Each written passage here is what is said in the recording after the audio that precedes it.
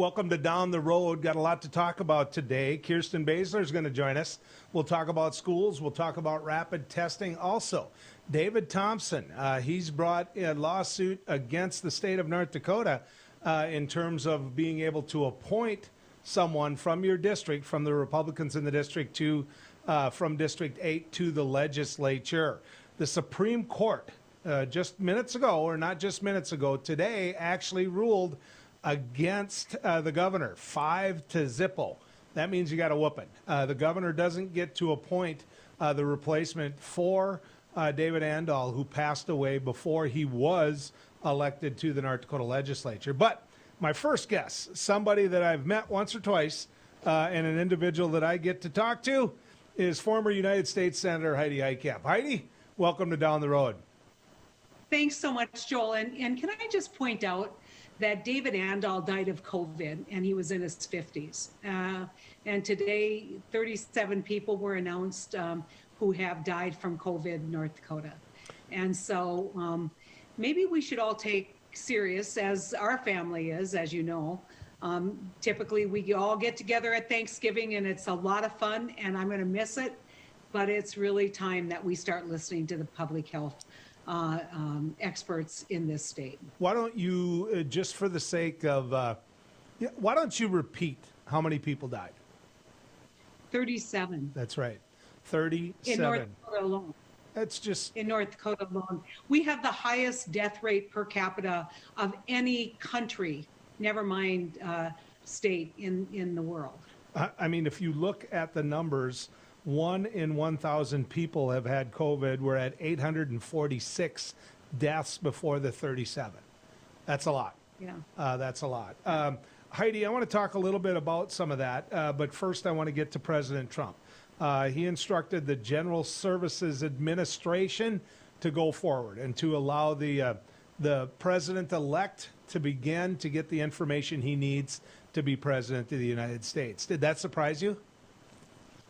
No, I think that after he lost the Michigan canvass, where he wasn't able to bully the elected officials there into not certifying the election, I think that once Michigan goes, there's no path forward in Nevada or in Arizona. So what happens in Georgia, what happens in Pennsylvania, it looks like Pennsylvania is done as well. But what happens in those states doesn't matter if Michigan count is certified. And right now, I mean, he won by over 100,000 votes in Michigan. This whole thing has turned into a real lesson for all of us that our institutions can be challenged along the way, and people that we would expect to stand up for these institutions somehow have taken, they've taken a walk, and they haven't stood up for our democracy. You see now a number of these folks trickling out. Unfortunately, none of them represent our state of North Dakota, and that is really unfortunate. You know, there's another side to this as well, which is, the hero side. When I look at what the individuals did down in Georgia, when I look at what the election officials did and the Secretary of State, and then you go north to Michigan, one not voting, one abstaining, but one Republican on that board said, you know what, there's a clear winner here, and it's Joe Biden.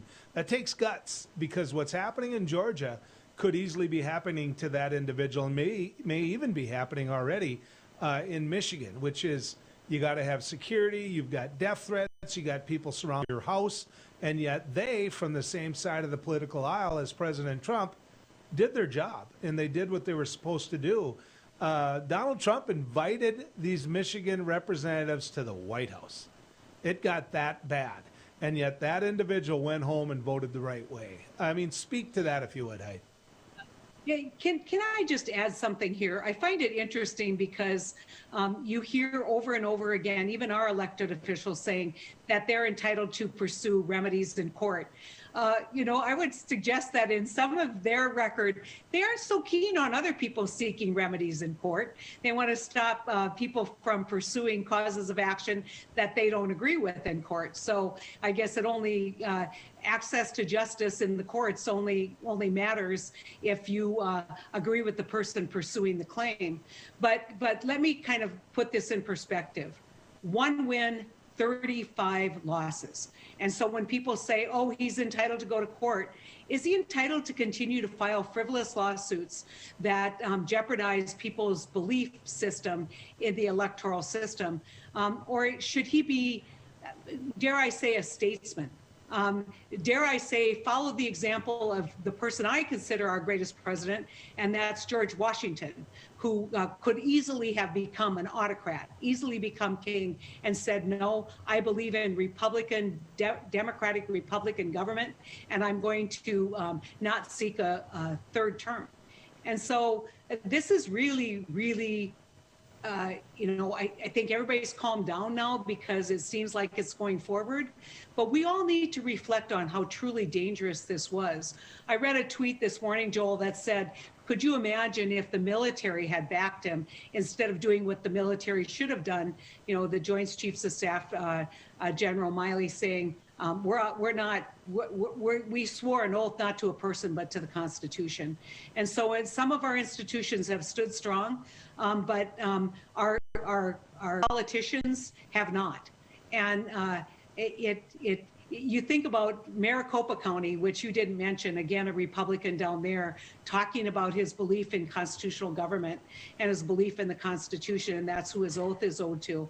These people are not household names, but they've stood up for the Constitution. Shouldn't we expect at least that much from other high-ranking officials? So he didn't concede, and he made sure that he's never going to concede. He sent that out by social media. What does that mean for the Biden administration? It means nothing. I mean, the Electoral College is going to meet sometime in December. All these votes will be certified by, I think, December 6th, and they'll meet the middle of December, and they're going to declare Joe Biden the winner of this election. No court's going to overturn that outcome. And, come November, January 20th, Joe Biden's going to be sworn in as the 46th president of the United States. And President Trump is going to take his grievance and, plot the next chapter in his public life. He's going to golf. Well, I think he could announce. It's a sport where you can be really mad. This is what I would say, Joel. Although I think he's going to announce his reelection bid or his campaign, because then he will be allowed to raise money. I have to ask you this: you served in one of the most prestigious bodies that the United States has, which is the United States Senate. There's only 100 members in there. You know the cell phones of many of the individuals on the opposite side of the aisle. How do they fix it? Because you just said Donald Trump's going to announce that he's going to run for a second term 4 years from now. You know that. I know that. In fact, he's already running for that second term. How does the Republican Party, how does the colleagues that you had fix that? They don't. I mean, they have no desire to fix it. They're just trying to draft off his popularity with the Republican base and hope that, in the end, he decides not to run and they'll surge ahead. They're like bicyclists, they're staying pretty close to him in the lane and letting him cut the breeze, and hopefully they'll be able to get around him in the end, or at least he'll quit in the end. And so they're stuck with him for a really long time, and that's of their own making, because they have not allowed any kind of separation between them and their party and them and Donald Trump. And so, don't ever forget that this is a symbiotic relationship, and they have totally bought in, maybe not to the behaviors, but they totally bought into what this President Trump can bring to the Republican Party and the popularity of the Republican Party. Well, and to be honest with you, there's never been a Republican president that has ever gotten more votes than Donald Trump did in his reelection bid. The one thing Donald Trump clearly has done is bring out passion in people. Because if you look at the total that Joe Biden got and you look at the total that Donald Trump got, I mean, Joe Biden's about to be 7 million votes ahead of him. He's already 6 million votes ahead of him, which, by the way, is my way of counting who won a race, but I won't bring up Hillary Clinton. But my point is this: Donald Trump brings out such passion in both sides. And that's too much. That's absolutely too much for the Mitch McConnell and the Lindsey Grahams of the world to deal with, because they know he's a juggernaut. I mean, he can take them out anytime he wants. Well, he certainly will go back to, opining on Twitter. What's interesting is a lot of people have moved over to a platform called Parler. Now we're getting echo chambers not only in our national media, news media, but we're going to get them on our social media platforms. So we'll see how all of that figures out. I think this is a president who President Trump really needs to be on television every night. He'll figure out a way to do that. Can I just tell you this? I knew you when you were a lot younger, and you knew me when I was a lot younger than you. I saw you go off to law school at Lewis and Clark. You've been a lawyer before you were ever tax commissioner, attorney general, and then United States senator. Promise me, if I ever get in trouble, you will not hire Rudy Giuliani to represent me. Can you promise me that, Hyde? Well, I've got his number right here in my Rolodex, my phone. Don't you want me to call him? It is really tragic to see someone who I think before this had some amount of reputation really fall so far. And I think that's the story of Donald Trump. There's people who have lost their reputation. Look at Emily Murphy, the head of GSA. I mean, she forever will be tainted by this decision that she made not to call the election. When we come back, some of those cabinet positions are being named. That's right. They're already out there. Joe Biden is picking his team. Let's get Heidi Heitkamp's take on that, and we'll ask the big question right after this. Howdy, folks. It's a Caroline Cafe. I reckon it's time you're due for a hearty meal. So saddle up for the day with one of our Hey Boston breakfast homemade soups. Fill your grill at our salad bar. Sink your teeth into our famous Caroline burger and barbecue ribs. Top it off with spoon rattling pie with a calm roll that's sure to put a smile on even the toughest outlaws. Shake the dirt off the boots each night and warm up with the gang. Tell them about it, Stacy. I can't wait to see you at the county line. Capital City Restaurant Supply is your one-stop shop for quality restaurant products for the large to small kitchens. Commercial-grade restaurant and bar supplies, limb game processing equipment, refrigeration, dinnerware, and smallware. We sell everything including the kitchen sink from trusted manufacturers for the chef and all of us. Open to the public since 1971, we are veteran-owned and North Dakota proud. Let us take care of your restaurant and home kitchen needs today by visiting us at 1414 Interstate Loop in Bismarck or on the web at capitalcityrestaurantsupply.com. Beck Communications is honored to be recently recognized with 3 Broadband Now awards. Beck Communications Cooperative was awarded in the categories of Top Internet Speeds Nationwide, Top 3 Fastest Internet Providers in North Dakota, and North Dakota's #1 Fastest Fiber Provider. It's only through the support of our members and customers that Beck Fiber delivers award-winning speeds and service. Thank you, Beck Communications Cooperative members and customers, for your years of continued support.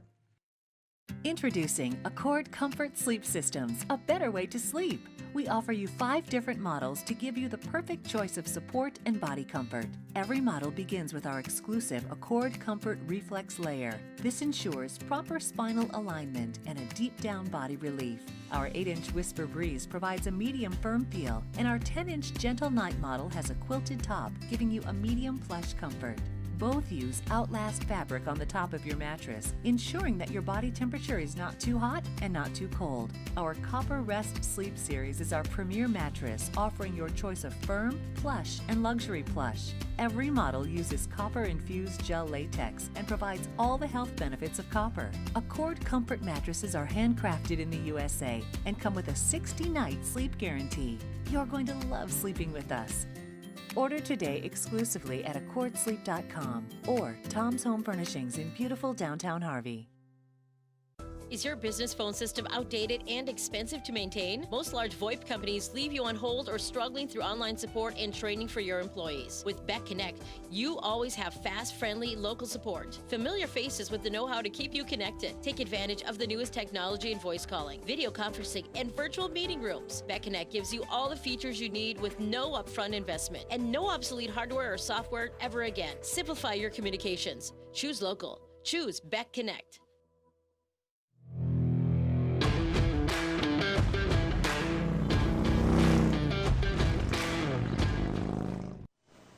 Welcome back to Down the Road. We hung on to her. Heidi Heitkamp is still with us, former senator from the great state of North Dakota. Joe Biden, who's a friend of yours, I know that. I've had the privilege of meeting him because of you a number of times, but Joe Biden is starting to name his cabinet. Grade it so far. How's he doing? A+. I'm a biased observer. I think Tony Blinken was the Anthony Blinken, I guess is what people are calling him, but Tony Blinken is well known on the Hill, briefed senators over and over and over again during the Obama years, highly regarded. I think so far I don't see a confirmation fight in the brewing. Janet Yellen was inspired, I think, as a choice. I think she'll probably be a bridge Treasury Secretary to get him through the COVID times. And I think her relationship to the Fed and understanding the Fed will bring that merger of policies between fiscal policy and monetary policy that's going to be essential in recovering the economy.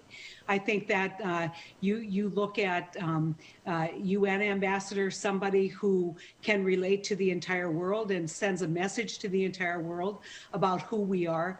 But I think mainly the thing that I'm struck by is these are all people that have worked with Joe or worked with the president-elect for a number of years. And there are people that can hit the ground running. They know exactly what needs to be done in each of these agencies will restore morale.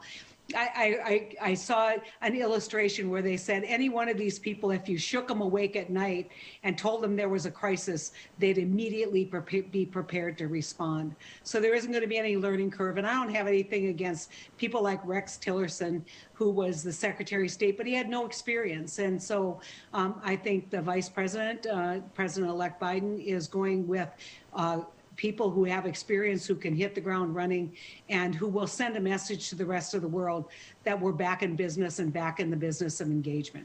It just feels to me like grown-ups are in the room because you mentioned Tillerson. I'm going to mention Mattis. General Mattis was in that room. He was a grown-up in that room. He was somebody we needed as Secretary of Defense, but he wasn't going to kiss butt. And you know what happens to him? He gets run out of that room. And so now, everybody talks about why we why we elect a vice president. Why we don't just, this is an example of why electing a vice president at times is a good thing. I mean, he knows where the keys to the shop are. And it's starting to show up, Heidi. Well, and not only that, but he also is a long-term senator. And so he understands Article 1. He understands the need to work with the Senate. He has a lot of friends still in the Senate. And I expect that that's going to serve him very well. He also probably is gauging, how much do I want to fight over confirmation? It might be the reason why Susan Rice didn't get the nod at state, because she would have, I think, had a pretty lengthy confirmation battle. I don't see that happening to Blinken. I don't see it, certainly don't see it happening to Yellen. She's well-versed. She every quarter she had to come and do testimony. So she knows all about testifying in front of Congress. Two really great picks, and I think, on the way to establishing a great cabinet. I want to say something about Ali Mayorkas, who's a good friend of mine. He was somebody who was deputy DHS secretary when I was in the Senate, and we got to be very good friends over an issue that he experienced during his confirmation. And I think maybe I was one of the people who really stood up for him, because he's a career prosecutor. He has prosecuted the worst offenders in America. So if you think that there isn't somebody who's tough being tough in that job. There's a lot of discussion about him being Cuban American, but he was the U.S. attorney in one of the most significant districts for prosecuting cartel crime, and he stood up and stood firm. He's a real deal guy, and I am thrilled by Ali Mayorkas being named the head of DHS. You know, where you live right now, where we're finding you while we're all hunkered down, there's an oil refinery not far from you. You tried to educate both sides of the aisle that we needed a complete energy policy until we get to the goals of where we want it to be. In North Dakota, obviously we have oil, we have natural gas, obviously we have ethanol, we have biodiesel, we have wind. We can keep going down the list. So what I'm building up to here is John Kerry. I know you know him. I know that you've had conversations with him, but John Kerry coming in as kind of the climate chief, as somebody who, he doesn't need an appointment unless I'm wrong about that. You can go ahead and correct me, but where do you see John Kerry's role in North Dakota's future? You know, I want to kind of calibrate everybody on John Kerry, because I think he's in some ways more pragmatic than people give him credit for. One of his first challenges is trying to figure out how he can help some countries convert to natural gas, because it's a lower emitting, CO2 emitting fuel source. And so I think that he's looking at the numbers saying, how do we get there? I think that he understands supply chains and the fact that we can't turn this energy economy on a dime, that we need to be collaborative, and we need to be collaborative with the rest of the world. I expect that his focus is going to be on developing technologies and access to resources globally that can help other countries meet climate challenges. You know, it's not just the United States of America. You know, you can point to Paris. Paris was aspirational. It didn't do anything. It just said, these are our targets. And almost every country, developed country in the world, is not meeting their Paris targets, regardless of kind of where they are in their acceptance of climate as a problem. And so I think that it's one of the reasons why I did 45Q, which was carbon sequestration, taking a look at developing those technologies. Bill Gates is doing incredible work on air capture and CO2 capture. And so I think that there's going to be a broader, every idea needs to be at the table kind of policy in the Biden administration. Well, leave it up to you to talk policy to beat heck, when I want to just ask you one simple question to end with. This one's going to shock you. You ready? Who's going to be the next Secretary of Agriculture? The person that Joe Biden names. Really? That's what you're going to give me? I mean, you know how many people are, everybody wants a job as though you've got the job. I'm sitting there going, she doesn't got the job. I mean, it's like I've become your broker all of a sudden. Yeah, well, the reality I will tell you is that, you know, this is a decision that the president has to make. And I was so excited about his plans for rural America in his platform, which I think really spoke to the uniqueness of our part of the country. And if I can help in implementing that, I'm available. But if somebody else can do a better job at it, then that should be the person he picks. Well, let me out you a little bit. You were for Biden when Biden wasn't cool. I remember all that. So, Heidi, always good to talk. What? Talk to you later. You don't want to pick on me just one more time before you leave? I wouldn't do that. I wouldn't talk about why your face is going gray and why you always look so tired. I wouldn't do that. You know, I wouldn't talk about that. Mom and Dad were out of money, or else I'd have this gap in my teeth fixed. Heidi, good to have you on.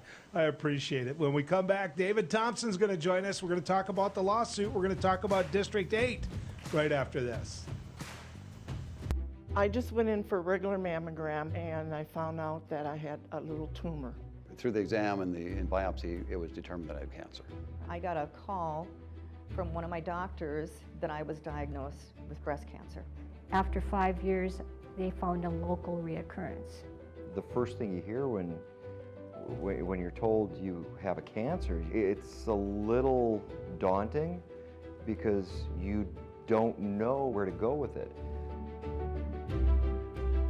Since 1999, in a partnership between CHI St. Alexius Health and Sanford Health Bismarck, The Bismarck Cancer Center has provided the most advanced radiation therapies and holistic support services for cancer patients and their loved ones for 20 years. I've been at the Bismarck Cancer Center since it started. I actually was in the basement of Med Center 1 before, when we had old machines and old equipment, and thankfully the two hospitals at the time, St. Alexis and Med Center 1, joined forces to create the Bismarck Cancer Center.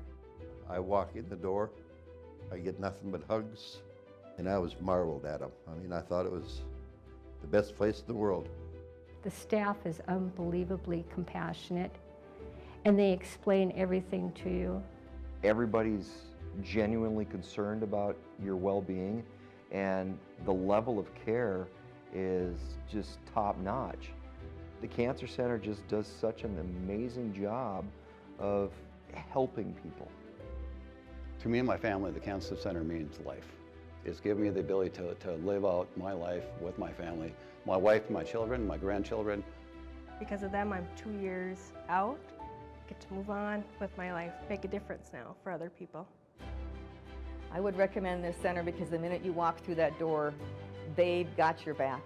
This center means so much to me and to the people that are in this building, and we just want to keep giving it back to the community and providing for them what they need. I'm Katie. I've been cancer-free for 2 years. I'm Steve, and I've been cancer-free for 4 years. I've been cancer-free for 10 years. 10 years. 11 years. 15 years. My name is Lainey, and I've been cancer-free for 18 years. Bismarck Cancer Center, your partner against cancer for 20 years. Who do you trust with your digital life? Not all cloud backup providers keep your data truly private. Beck Cloud Backup uses advanced multi-layer encryption to keep your family photos, videos, and sensitive business documents secure and only for your eyes. Your Beck Lightband Internet service already includes 50 gigs of free storage to keep your digital life safe and secure. Call us at 701-475-2361 to start using your Beck Cloud Backup today.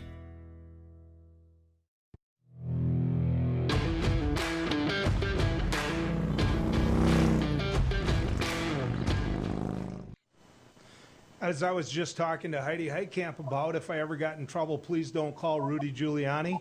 And I'm serious about that. I don't want him to be my attorney. There's one man that I wouldn't mind being my attorney, and that's David Thompson. David, welcome to Down the Road. It's good to be here. I want to talk to you a little bit, if I can, about District 8. That's been playing out all over the state of North Dakota. It's kind of new ground. Well, it isn't kind of new ground. It is new ground, and it's my understanding that the Supreme Court has ruled on some of what's going on here. That's correct. About a little after 10 a.m. this morning, the Supreme Court released its decision in the Burgum versus Jaeger case. I appeared in that case also on behalf of MNPL District 8 House of Representatives candidate Catherine Volochenko, and was one of the 3 lawyers who argued before the Supreme Court last Friday. Supreme Court essentially, the case was an original jurisdiction case that was filed by the governor with the Supreme Court seeking a writ of mandamus and other relief so that the governor could appoint a replacement in District 8 for David Ondal, who passed away a little over a month before this past general election. The Supreme Court ruled against the governor. I guess I predicted that earlier this morning on your radio show, but in any, I don't think I needed a crystal ball to do that. But in any, to me, it was a clear case of a violation of the separation of powers doctrine, where the executive branch chief executive, namely the governor, really can't be in a position of, or shouldn't be in a position of interfering with the operations and functions of the legislative branch, and that's what would have occurred, in my opinion. Unfortunately, the Supreme Court also ruled against us in the case, saying that, and kind of saying that we didn't persuade the court to abandon its case law, which was a 1917 case and a 1935 case, neither of which dealt with the circumstance of a deceased person dying before the election and then quote, winning the election with the second most votes for the second House seat in District 8. We cited a case, and I'll read from the court's decision. It says, well, Volochenko argues that we should reach a different result based on a line of cases beginning with the Wisconsin Supreme Court's decision in State XRL Bancroft versus Freer, 1910 decision, and there were cases cited that decision right up into the 1970s. There weren't a lot of cases on this subject either way. And basically, the rule in that Wisconsin case was that electors cannot create a vacancy by voting for a man known to be dead when votes are cast. It explained that the effective votes knowingly cast for a candidate who cannot possibly exercise the functions of the office if elected are thrown away. And the Supreme Court acknowledged that according to Volochenko, this rule should apply here, and the votes cast for Andal should not be counted because the electorate had knowledge of his death. And it was interesting that, and we presented evidence to the Supreme Court to this effect, that the court did acknowledge, Justice Crothers writing for the court says in paragraph 15, it's undisputed that the Republican Party led an informational campaign to notify District 8 voters of Andal's death and to urge them to still vote for him. Our position was that the proper procedure was would have been for a write-in campaign to have occurred. In that Wisconsin Supreme Court decision of Freer, Supreme Court of Wisconsin said, listen, the election should be about voting for someone, not against someone.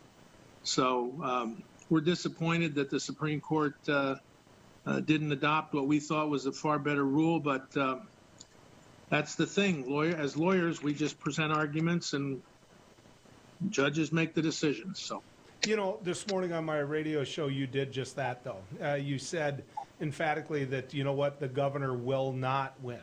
I haven't seen a lawyer do that in a long time. For the governor of the state of North Dakota to not just lose a case, but to lose a case 5-0, that had to have gotten your attention.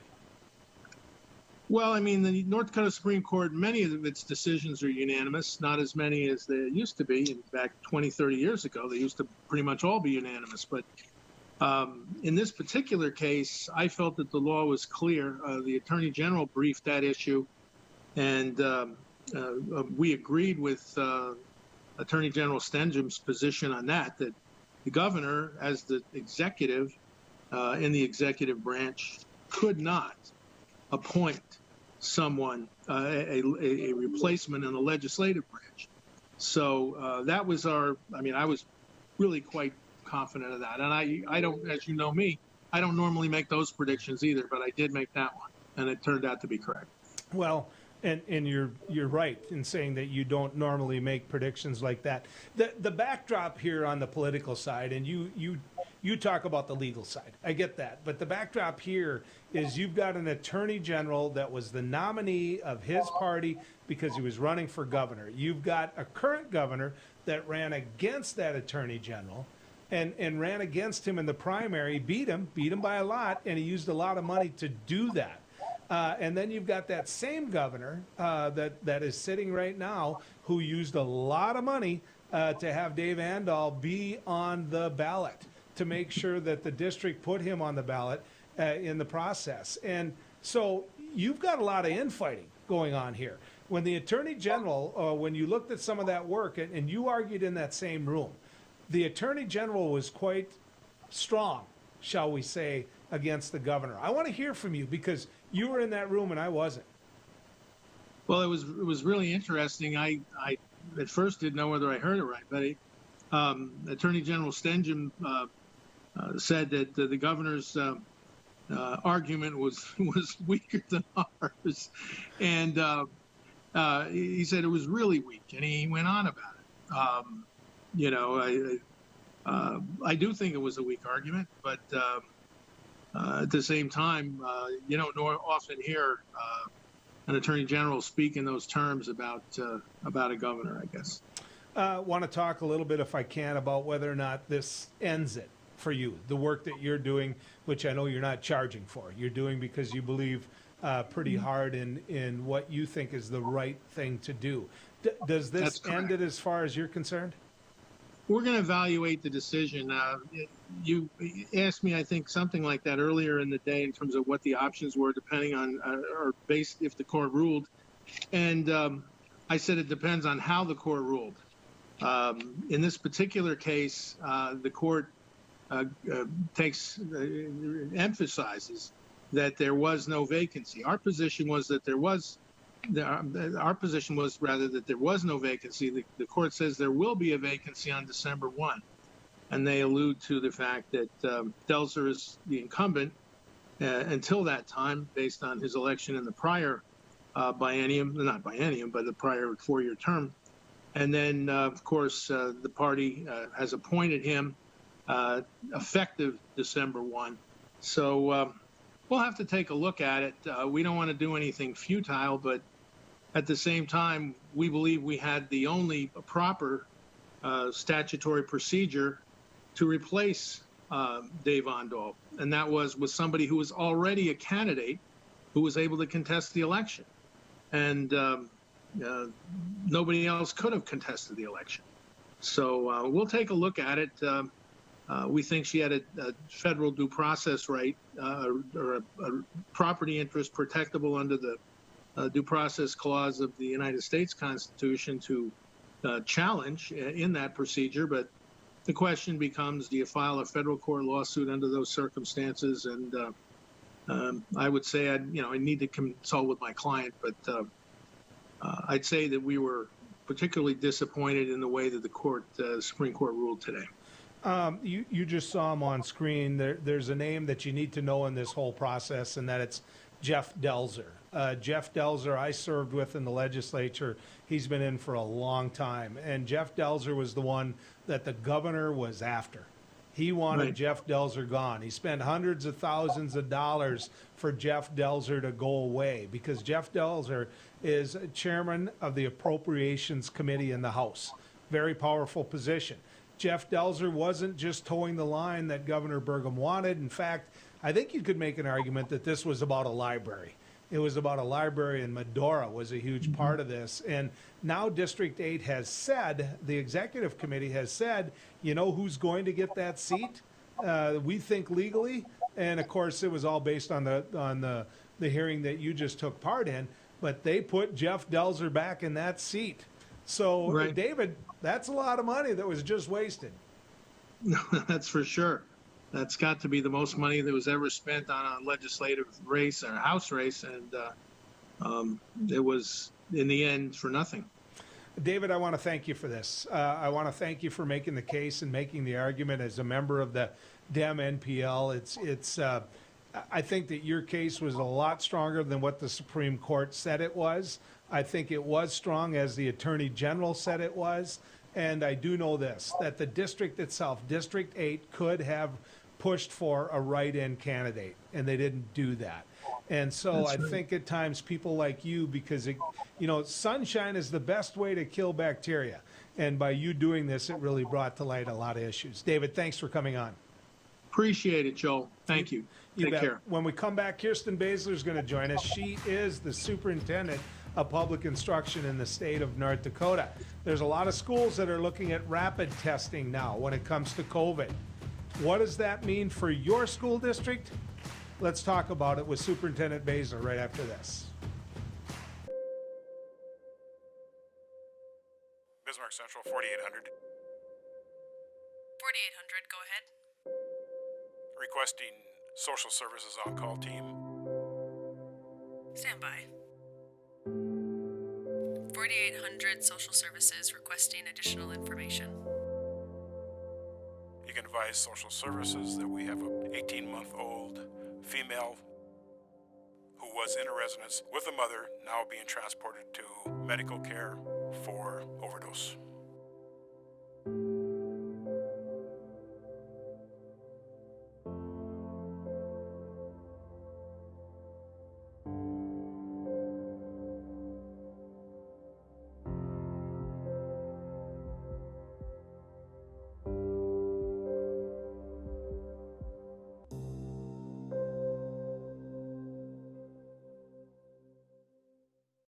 Trusting your digital life to faceless tech giants can be risky. Will they keep your family and business information truly safe from prying eyes? If you subscribe to local Beck Lightband Internet service, you already have Beck Cloud Backup. Beck Cloud Backup is the safest, most private cloud storage for all your family memories, schoolwork, and business documents. Call 701-475-2361 to start using your free space on Beck Cloud Backup today.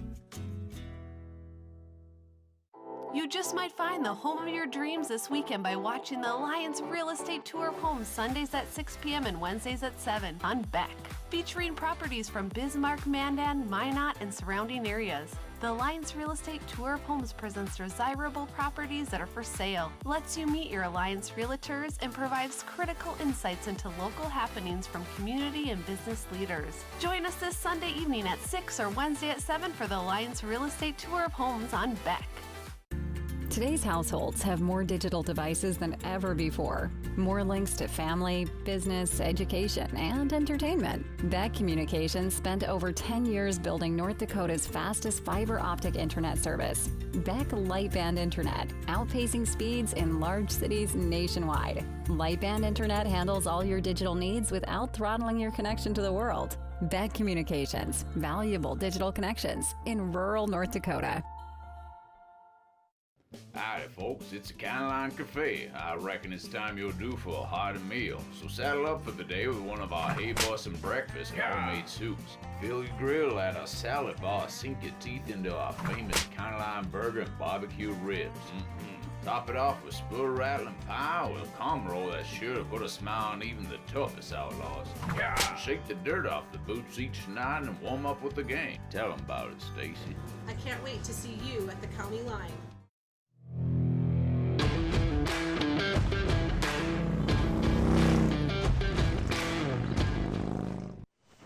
She's that person that everybody starts behaving when she walks into the room. She's the head of North Dakota's Department of Public Instruction, Kirsten Baszler. Ms. Baszler, good to have you on Down the Road.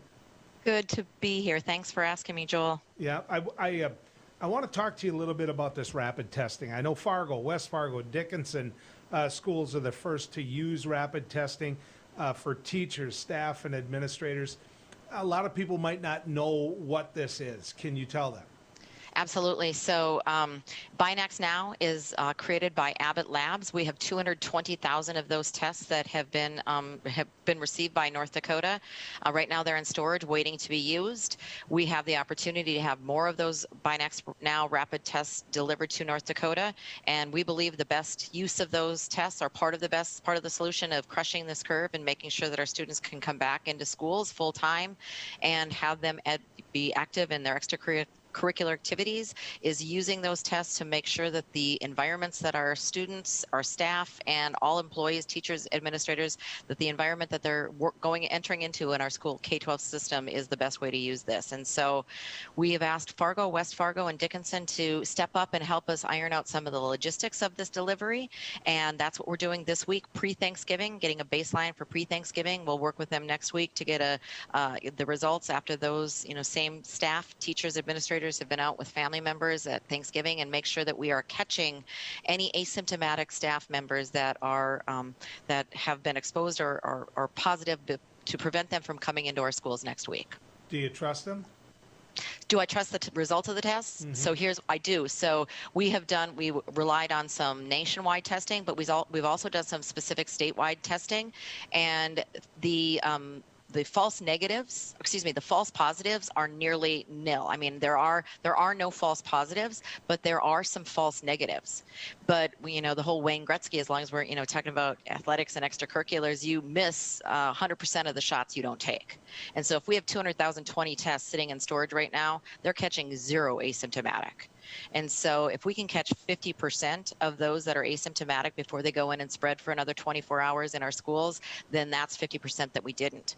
Of those, the 50% that are a false negative, that's why it's important to have the consistent serial testing, which we're planning, because there's more and more growing evidence that the reason that it might be a false negative is because the viral load isn't as high.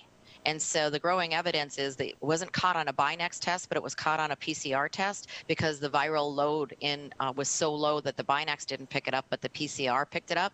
And so there's some growing body of evidence that actually when the viral load is that low, that those individuals aren't as contagious as well. So the key will be to frequently test and catch those that we can, but 50% is better than 0%.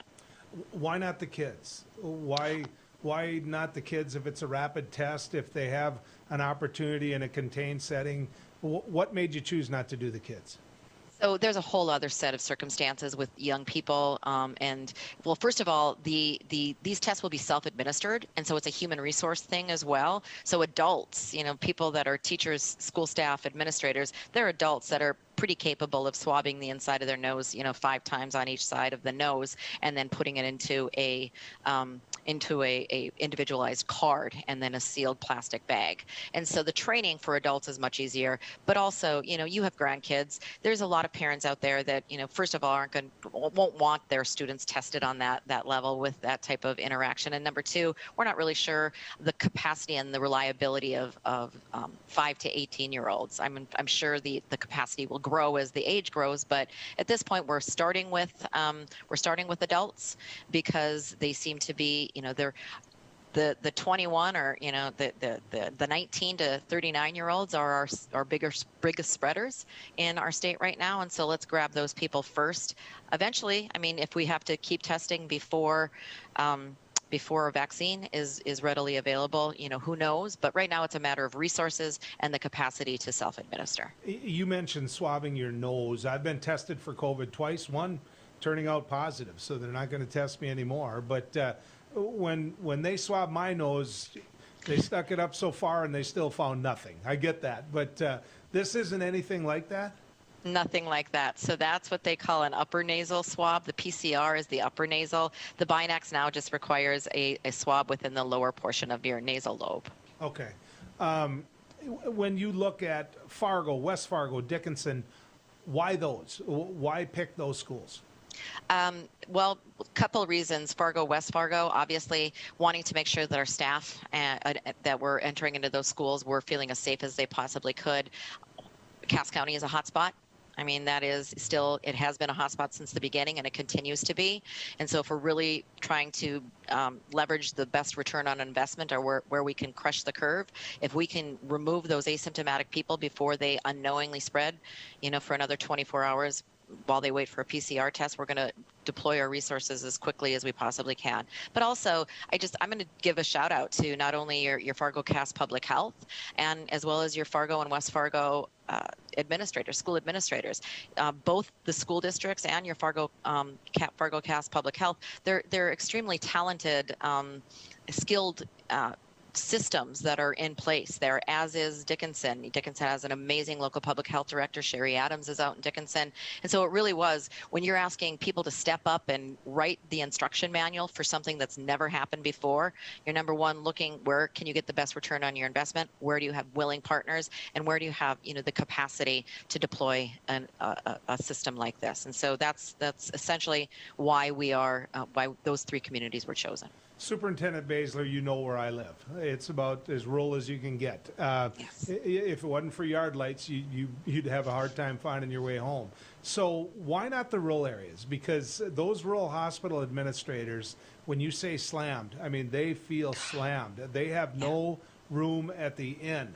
So why not choose some of those places? Because if I know Cass County is a hot spot, but you go down to Hettinger, the administrator of that facility is ripping his hair out. Exactly. So it's funny that you mentioned Hettinger. Again, that was the belief. That was the thought process. Really got a strong green light from Dr. Redfield on Friday night. North Dakota did about using this and having North Dakota begin this in our schools of Binax, a large scale. So I want to before we run out of time, I really want to make sure that people know that this is the pilot pre-Thanksgiving and post-Thanksgiving. We started working on this after we got the green light from Dr. Redfield and the real strong encouragement. And so we stood this up on Saturday and Sunday of this week. Dickinson was chosen because Sherry Adams, and she is also reaching out to those that are in the Southwest District Health Unit to include those small communities for exactly the purposes that you mentioned. And as we look toward after Thanksgiving, through the end of the year and through hopefully this winter season, depending on resource supplies, we want this in every school. Every school that's willing to do this. We want this to be in part of every school. I want to talk to you about testing. I want to talk to you about, in the little bit of time we have left, and I'm sorry we don't have more time, but I want to talk to you about testing. For those people that are distance learning, what are you seeing? So not even for those students that are distance learning, but on a statewide level, Joel, North Dakota students are not immune, and we are on the edge of a cliff of a nationwide crisis whose impact we are going to be able to feel for a decade or more. So before we started this pandemic, we were struggling with our students' ability to perform at grade level.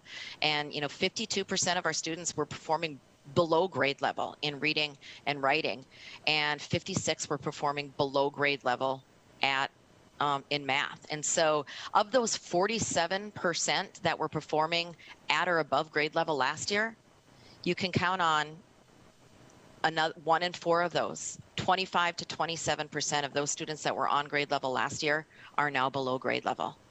Wow.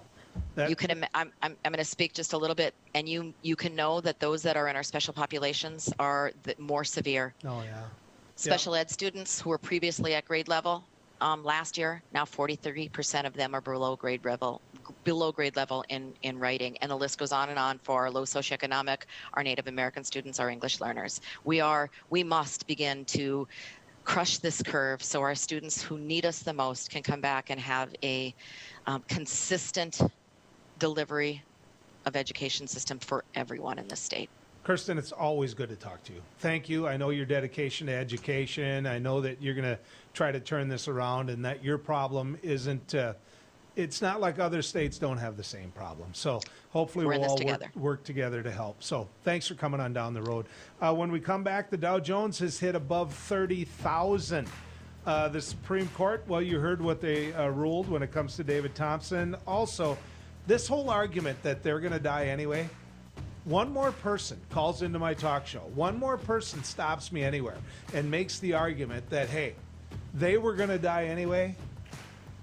I wish they would make that argument face to face with someone who's lost a loved one to COVID. Stick around. He once won a spelling bee in an ancient language that he did not speak. He is the only man to ever earn extra credit on an IQ exam. His academic degrees are considered legitimate spending currency in 22 nations, 2 principalities, and at Chick-fil-A restaurants in the United States and Western Canada. I do not always engage with education programming, but when I do, it is the Dr. Duke Show. Stay educated with the Dr. Duke Show, weekdays at 4 p.m. on Beck News. Introducing Accord Comfort Sleep Systems, a better way to sleep. We offer you 5 different models to give you the perfect choice of support and body comfort. Every model begins with our exclusive Accord Comfort Reflex Layer. This ensures proper spinal alignment and a deep down body relief. Our 8-inch Whisper Breeze provides a medium firm feel, and our 10-inch Gentle Night model has a quilted top, giving you a medium plush comfort. Both use Outlast fabric on the top of your mattress, ensuring that your body temperature is not too hot and not too cold. Our Copper Rest Sleep Series is our premier mattress, offering your choice of firm, plush, and luxury plush. Every model uses copper-infused gel latex and provides all the health benefits of copper. Accord Comfort mattresses are handcrafted in the USA and come with a 60-night sleep guarantee. You're going to love sleeping with us. Order today exclusively at accordsleep.com or Tom's Home Furnishings in beautiful downtown Harvey. Capital City Restaurant Supply is your one-stop shop for quality restaurant products for the large to small kitchens. Commercial-grade restaurant and bar supplies, limb game processing equipment, refrigeration, dinnerware, and smallware. We sell everything including the kitchen sink from trusted manufacturers for the chef and all of us. Open to the public since 1971, we are veteran-owned and North Dakota proud. Let us take care of your restaurant and home kitchen needs today by visiting us at 1414 Interstate Loop in Bismarck or on the web at capitalcityrestaurantsupply.com. My name is Rich Shook, and I lost my best friend in a grain bin accident. Some of the emotional scars that when these incidences happen just resonates throughout the community like dropping a rock in a pond. I guess I'll never forget.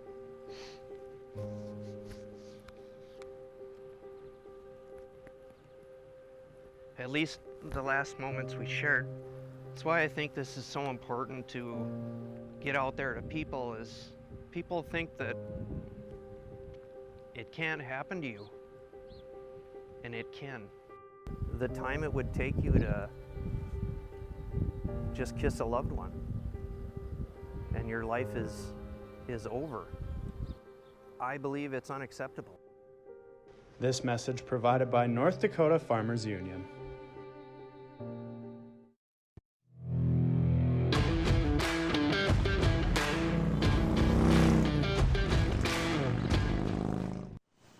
Well, the panic has hit the nation. There's no doubt about that. If Biden becomes president-elect of the United States, everything's going to go to, well, there's a word I won't use here on television, but, you know, everybody was saying it. All the opposition to Joe Biden was saying it. Well, where are we at today? The Dow went above 30,000. I paid for gas today, and for just 25 bucks, I got a tank full. You know, gas is well below $1. So, you know, the world reacts. I'm not saying that Joe Biden is the reason that the Dow went above 30,000. I'm just saying that it didn't plummet because of Joe Biden. So when you look at commodity prices and you look at what's happening there, I think it's safe to say that, you know what, the world revolves one way or another. And it's not going to panic because you elect a president. Certainly not one with the experience he has. As we mentioned, the Supreme Court ruled that a dead man can win an election and that a district can react to the dead man winning the election by a 5-0 vote. The big story there, it didn't surprise me that the Democrats lost, and it sure didn't surprise me that the governor lost. The big question there is why did the governor pick the fight? I mean, why did Doug Burgum pick that fight? It makes you look foolish as a governor if you're going to go up against the Attorney General of the state of North Dakota and come out on the losing end 5-0. That's just amazing to me. I want to talk also about COVID and where we're at. Has anybody thought about the reservations? Have you? Standing Rock, it's absolutely brutal at Standing Rock. You've got a situation right now where there is very few families that haven't lost someone in their family. That's scary. That's scary. And if you know the culture of Native Americans, what you find out, it's the elderly that helps so much in the parenting. We got to get this fixed, folks. And if one more person tells me they were going to die anyway, that is the most disgusting argument I've ever heard. The first question I always ask them is if you're pro-life. Because if you can't wear your mask because you feel it infringes on your privacy, and all you say is they were going to die anyway, then don't ever tell me you were pro-life. Good riding with you, folks.